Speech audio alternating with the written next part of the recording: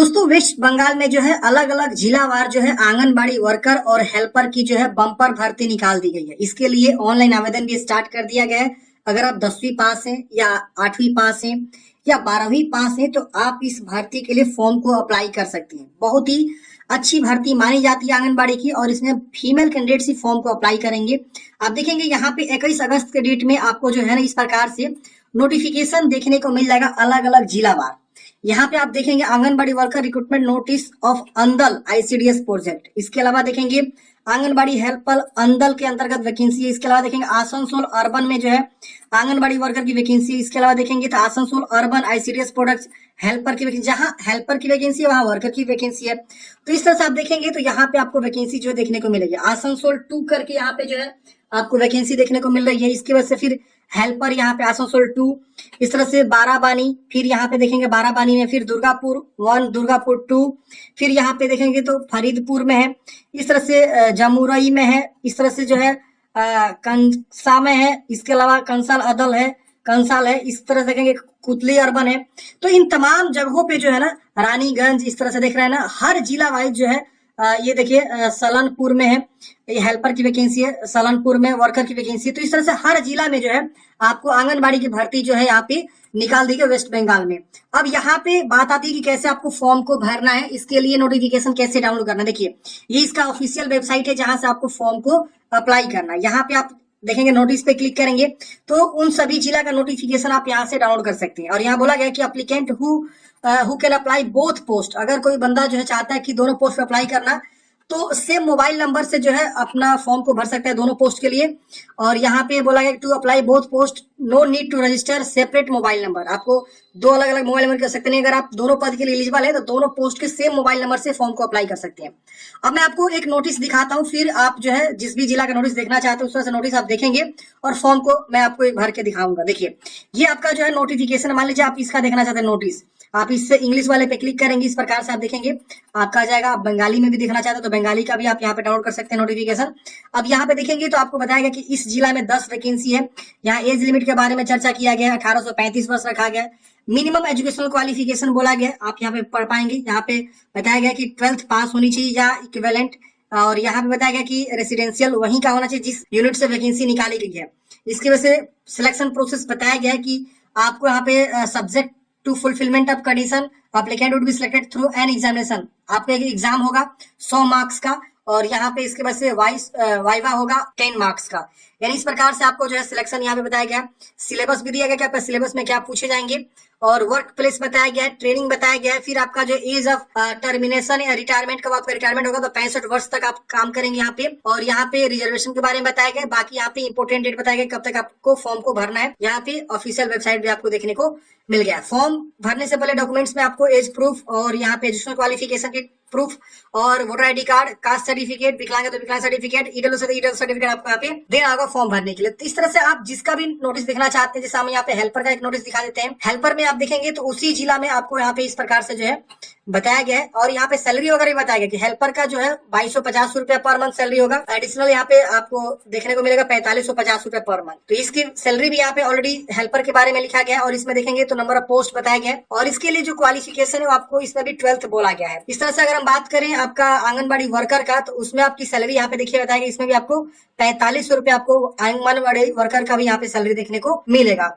तो ये आपकी सैलरी भी यहाँ पे दे दी गई है। आप एक बार जो है फॉर्म भरने से पहले जरूर चेक कर लेंगे। तो इसी तरह से आप जिस भी मतलब जिला का देखना चाहते हैं उसका आप नोटिफिकेशन यहाँ पे डाउनलोड करेंगे।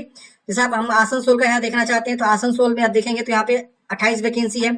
इसमें एज लिमिट, क्वालिफिकेशन, इसमें 12th बोला गया है, सैलरी वगैरह सब चीज यहाँ पे आपको दे दिया गया है।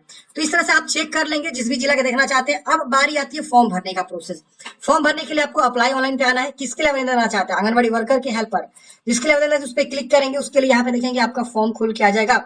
सबसे पहले आपको रजिस्टर नाउ पे क्लिक करना है। तो अपना नाम लिखेंगे जो भी आपका नाम है। मान लीजिए आपका नाम दीपिका कुमारी है, मैं एग्जांपल तो बता रहा हूँ। तो आप दीपिका कुमारी लिख देंगे, फिर अपना मोबाइल नंबर लिखेंगे, कैप्चा कोड भर कर रजिस्टर नाउ पे आपको क्लिक करना है। जैसे सबमिट करेंगे फ्रेंड्स इस प्रकार से देखेंगे आपको मोबाइल वेरिफिकेशन के लिए इस प्रकार से बोलेगा कि आपको एक पासवर्ड रिसीव हुआ है, उस पासवर्ड पे यहाँ लिखेंगे। तो आप अपने मोबाइल के एसएमएस को चेक करेंगे। हमारे पास एक पासवर्ड आ चुका है, इसमें ओटीपी के तौर पे आपका कोड रहेगा, उस कोड को क्या करेंगे यहाँ लिखेंगे और सबमिट करेंगे। सबमिट करते हैं इस प्रकार से देखेंगे आपका डैशबोर्ड ओपन हो जाएगा। तो यहाँ पे आप जिस भी पोस्ट पे आवेदन देना चाहते हैं उस पोस्ट के लिए आप रजिस्ट्रेशन करेंगे और जैसे मोबाइल नंबर लिख के सबमिट करेंगे, ओटीपी आएगा, ओटीपी को लिख के जैसे आगे बढ़ेंगे इस प्रकार से आपको फॉर्म भरने का ऑप्शन आ जाएगा। अब यहाँ पे देखेंगे आपको लॉग आउट का ऑप्शन है, आप लॉग आउट कर सकते हैं। यहाँ पे आप देखेंगे आपको इस प्रकार से अप्लाई फॉर आंगनबाड़ी वर्कर और अप्लाई फॉर आंगनबाड़ी हेल्पर, जिसके लिए भरना चाहते हैं उसके सामने आप क्लिक करेंगे, जैसे हमने यहाँ पे इस पे क्लिक किया। अब यहाँ पे आईसीडीएस प्रोजेक्ट नेम किसके लिए अप्लाई देना चाहते हैं, आपका सारा जिला यहाँ शो कर देगा, जिस भी जिला में वैकेंसी चल रही है। अब यहाँ पे देखिए जिस जिला के आप निवासी है ना, उसी जिला में वैकेंसी चल रही है तो आप फॉर्म भर सकते हैं। जैसे मान लीजिए आप दुर्गापुर में आप यहाँ पे निवासी है तो दुर्गापुर में जो वैकेंसी चल रही है वहीं का फॉर्म भर सकते हैं। तो आप अपने अकॉर्डिंग यहाँ चूज करेंगे और सबमिट करेंगे। सबमिट करते हैं यहाँ पे आपको कैटेगरी पूछेगा, अपना कैटेगरी आप बताएंगे किस कैटेगरी से बिलोंग करते हैं, जो भी कैटेगरी आपका है आप अपने अकॉर्डिंग यहाँ से चुनाव कर लेंगे, फिर सबमिट करना होगा। सबमिट करते ही फ्रेंड्स इस प्रकार से आपका जो है फॉर्म खुल के आ जाएगा। आपका यहाँ पे जो है फादर नेम, फिर मदर्स नेम, हस्बैंड नेम, यहाँ पे डेट ऑफ बर्थ, फिर जेंडर बताएंगे, फीमेल ही रहेगा। आपका मोबाइल नंबर यहाँ शो करेगा। यहाँ पे मातृभाषा आपको बताना है कि बंगाली, हिंदी, उर्दू कौन सी आपकी भाषा आती है। अब choice of language for written examination, written exam किस भाषा में लेना चाहते हैं, हिंदी में, बंगाली में, उर्दू में, आपको यहाँ पे चूज कर लेना है। नीचे आएंगे तो यहाँ पे आपको कैटेगरी ऑलरेडी शो होता है, अपना caste certificate number, issuing authority किसके द्वारा आपने सर्टिफिकेट बनवाया हुआ है, इशू डेट और इशू डिस्ट्रिक्ट किस डिस्ट्रिक्ट से आपने बनवाया हुआ है, यहाँ पे आपको चुनाव कर लेना है जहाँ से आपने बनवाया हुआ है। फिर यहाँ पे आपको वोटर कार्ड का ईपिक नंबर आपको देना है और इशूइंग अथॉरिटी यहाँ पे किसके द्वारा जो है आपका ये जो है voter card EPIC number issue हुआ है, यहाँ से आपको बता देना है। तो यहाँ पे देखेंगे बहुत सारा ऑप्शन देखने को मिल रहा है। अच्छा, ये residential, please fill voter card details, if not available please give current residential number. अगर आपके पास वोटर कार्ड नहीं है ना, उस केस में आप यहाँ पे अपना रेसिडेंशियल का सर्टिफिकेट नंबर देंगे और इशूइंग अथॉरिटी और कब आपने इशू करवाया हुआ है। अगर आपके पास वोटर कार्ड है तो वोटर कार्ड ही लिख के आगे बढ़ेंगे, ठीक है ना। तो यहाँ पे वही चीज पूछा गया है, आप यहाँ पे बता सकते हैं। विकलांग है तो इसको टिक करेंगे, विकलांगता के बारे में बताएंगे किस प्रकार का विकलांग नहीं तो इसको अनटिक कर देंगे। यहाँ अपना प्रॉपर एड्रेस को लिखना है, जो भी आपका एड्रेस है, सब डिस्ट्रिक्ट आएगा, फिर आपका ब्लॉक आएगा, post office, pin code, police station यहाँ पे आपका आएगा, आपको बता देना है। यहाँ पे आपको जो है एड्रेस ऑफ कम्युनिकेशन, आपका कम्युनिकेशन का एड्रेस क्या है यहाँ पे आपको बताना है। अगर सेम है तो इसको टिक करेंगे, सेम कॉपी हो जाएगा। फिर यहाँ पे आपको पासिंग ईयर, मतलब ये आपको जो हायर सेकेंडरी के बारे में पूछ रहा है, तो 12th आप कौन से ईयर में पास किए हैं और रिकॉग्नाइज बोर्ड कौन से बोर्ड से पास किए हैं, किस जो है बोर्ड जहाँ से पास किए, जहाँ आपका जो है बोर्ड सिचुएटेड है। तो अगर आप बिहार से या वेस्ट बंगाल जहाँ से आपने 12th किया हुआ उस राज्य का नाम चूज कर लेंगे। फिर हाईएस्ट क्वालिफिकेशन, आपके पास कोई हाईएस्ट क्वालिफिकेशन है, जैसे आपने मान लिया ग्रेजुएशन किया तो आप यहाँ पे ग्रेजुएशन के बारे में लिखेंगे, नेम ऑफ द बोर्ड और पासिंग ईयर बताएंगे और उसके बाद से सेव करेंगे। जैसे सेव करेंगे आपका डाटा यहाँ पे सेव हो जाएगा। यहाँ पे आपका जो है इस प्रकार से आपका सारा जानकारी शो करेगा और इस साइड आपको फोटोग्राफ अपलोड करना है और नीचे में आपको सिग्नेचर अपलोड करना है। अगर आपको मान लीजिए यहाँ पे कुछ भी गलती है तो आप यहाँ एडिट फॉर्म का ऑप्शन पे क्लिक करके आप इसे एडिट कर सकते हैं। अब यहाँ पे आप देखेंगे तो यहाँ पे फोटोग्राफ आपको अपलोड करना है जो की 180 बाई 230 पिक्सल का होना चाहिए और 25 से 50 के बीच आपका फोटोग्राफ होना चाहिए। इसको चूज करेंगे, अपलोड पे क्लिक है, अपलोड हो जाएगा। इस साइड फिर सिग्नेचर आपको अपलोड करना है, देखेंगे 160 बाई 70 पिक्सल का होना चाहिए जेपीजी फॉर्मेट में और 10 से 20 के बीच आपको चूज करके फोटोग्राफ को अपलोड करना है। यहाँ पे आपको एज प्रूफ और proof of residential, certificate of higher secondary और कास्ट सर्टिफिकेट यहाँ पे बताया गया कि आपको जो है ये सब डॉक्यूमेंट्स अपलोड करना है। अब यहाँ बताया गया कि documents for age proof should be birth certificate या माध्यमिक या इक्विवेलेंट एग्जामिनेशन एडमिट कार्ड। आप यहाँ पे एज प्रूफ के तौर पे आप जो है अपना 10वीं क्लास का सर्टिफिकेट दे सकते हैं या मिडिल स्कूल सर्टिफिकेट दे सकते हैं या बर्थ प्रूफ भी दे सकते हैं, कुछ भी आप यहाँ पे दे सकते हैं। अब यहाँ पे you have to upload following scan copy, इसमें से आपको जो है अपलोड करना है। अब यहाँ पे आपको बताया गया कि अपलोड प्रूफ ऑफ रेसिडेंशियल, अब रेसिडेंशियल सर्टिफिकेट आपको यहाँ पे अटैच करना 300 KB से कम होना चाहिए। अब यहाँ पे एज प्रूफ ही अपलोड करना, मतलब एज प्रूफ में यहाँ पे अपलोड करना है, फिर प्रूफ ऑफ रेसिडेंशियल यहाँ अपलोड करना है, कास्ट सर्टिफिकेट ऑफ हायर मतलब 12th का सर्टिफिकेट यहाँ आपको अपलोड करना है 12th वाला, फिर कास्ट सर्टिफिकेट। तो यहाँ पे नीचे में आपको दे दिया गया कि क्या क्या आपको अपलोड करना है, सबको यहाँ पे बारी बारी से आप क्या करेंगे अपलोड करेंगे और 300 KB में होना चाहिए, ध्यान देना है। तो बारी बारी से आप इसे चूज करके अपलोड कर लेंगे। अब उसके बाद से यहाँ पे आपको देखिए आ रहेगा, आपको डिक्लेरेशन करना है और उसके बाद से यहाँ पे आपको सभी अपलोड करने के बाद से आपको करना है फ्रेंड्स, सबमिट करना है। सभी डॉक्यूमेंट्स अपलोड करने के बाद से फ्रेंड्स यहाँ पे आपका फाइनल सबमिट का बटन इनेबल हो जाएगा। आप इस पे क्लिक करेंगे, आप पूछेगा आप फाइनल सबमिट करना चाहते हैं, ओके करेंगे, ओके करते हैं आपका फॉर्म जो है फाइनल सबमिट हो जाएगा और यहाँ पे आपका डैशबोर्ड पे देखेंगे तो इस प्रकार से आपका जो है एप्लीकेशन नंबर डाउनलोड फॉर्म का ऑप्शन मिल जाएगा, आप इसे डाउनलोड कर लेंगे।